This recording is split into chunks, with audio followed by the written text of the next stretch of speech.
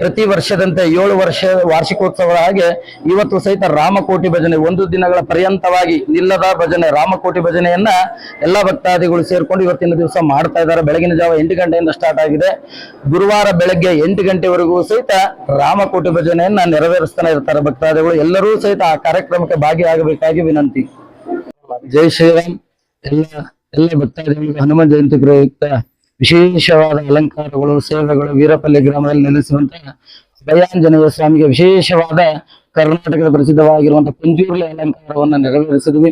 ವಿಶೇಷವಾಗಿ ಬೆಳಗಿನ ಜಾವದಿಂದ ಸುಪ್ರಭಾತ ಸೇವೆಯೊಂದಿಗೆ ಗಣಪತಿ ಪೂಜೆ, ಪುಣ್ಯಾಹರಾಧನ, ನವಗ್ರಹ ಪೂಜೆಗಳು, ವಿಶೇಷವಾಗಿ ಸರ್ಪಾರಾಧನ, ಅಭಯಾಂಜನೇಯ ಸ್ವಾಮಿಗೆ ಫಲಪಂಚಾಮೃತ ಅಭಿಷೇಕ ಪೂಜೆಗಳು, ಹೂವಿನ ಅಲಂಕಾರದ ಪಂಜುರ್ಲಿ ಅಲಂಕಾರವನ್ನು ನೆರವೇರಿಸಿದ್ವಿ. ಎಲ್ಲ ಭಕ್ತಾದಿಗಳು ಸಹಿತ ದೇವರ ದರ್ಶನವನ್ನು ತಗೊಳಿದ್ರೆ ಎಲ್ಲಾ ನಾಡಿನ ಎಲ್ಲಾ ಸಮಸ್ತ ಭಕ್ತಾದಿಗಳು ಸಹಿತ ಅಭಯಾಂಜನೇಯ ಸ್ವಾಮಿಯ ಸೇವೆಯಲ್ಲಿ ಕೃಪೆಗೆ ಪಾತ್ರರಾಗಬೇಕಾಗಿ ವಿನಂತಿ. ವಿಶೇಷವಾಗಿ ಇವತ್ತಿನ ಬೆಳಗಿನ ಜಾವ ಗಣಪತಿ ಪೂಜೆ ನೆರವೇರಿಸಿದೀವಿ. ಗಣಪತಿ ಹೋಮ, ವಸ್ತು ಹೋಮ, ಅದೇ ರೀತಿ ವಿಶೇಷವಾಗಿ ರಾಮತಾರಕ ಹೋಮ, ಅಭಯಾಂಜನೇಯ ಸ್ವಾಮಿ ಮೂಲ ಮಂತ್ರವನ್ನು ನೆರವೇರಿಸಿದೀವಿ. ಮತ್ತೆ ಅಲಂಕಾರ ವಿಶೇಷವಾದ ಪಂಜುರ್ಲಿ ಅಲಂಕಾರವನ್ನ ನೆರವೇರಿಸಿದೀವಿ.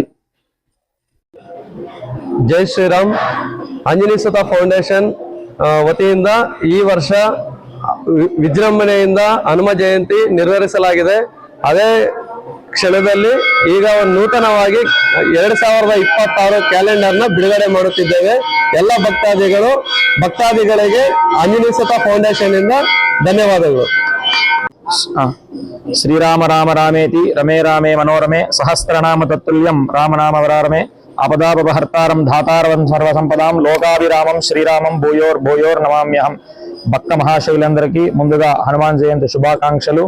మన యొక్క అభయహస్త ఆంజనేయ స్వామి దివ్య ఆలయ ప్రాంగణమునందు హనుమాన్ జయంతిని పురస్కరించుకొని ఇంతకుముందు ఆలయ ప్రధాన అర్చకులు చెప్పినట్లుగా పశుపతి స్వామి వారి నేతృత్వంలో ఆధ్వర్యంలో అంగరంగ వైభవంగా గణపతి పూజ, కలశారాధన మొదలగు హవనములన్నీ కూడా ఎంతో విశేషంగా జరిగినాయి.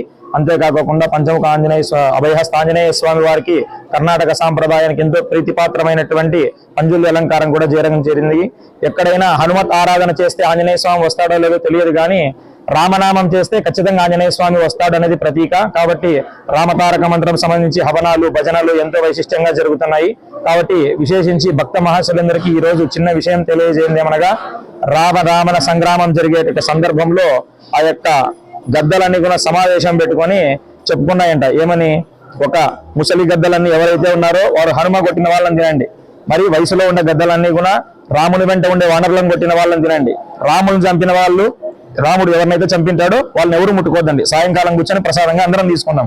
కాబట్టి రాముని వైశిష్ట్యం అంత గొప్పదనమాట. కాబట్టి ఇంత అంగరంగ వైభవంగా ఆలయ ధర్మకర్తల ఆధ్వర్యంలో, ఆలయ ప్రధాన అర్చకులు పశుపతి స్వామి వారి ఆధ్వర్యంలో అంగరంగ వైభవంగా ఈరోజు కార్యక్రమాలు ఎంతో వైభవంగా జరిగినాయి. కాబట్టి ఈ కార్యక్రమంలో పాల్గొన్నటువంటి భక్త మహాశులందరికీ కూడా ఆ యొక్క ఆంజనేయ స్వామి ఆశీస్సులు సర్వకాల సర్వావస్థలందు ఉండాలని మనసారా కోరుకుంటూ జై శ్రీరామ్.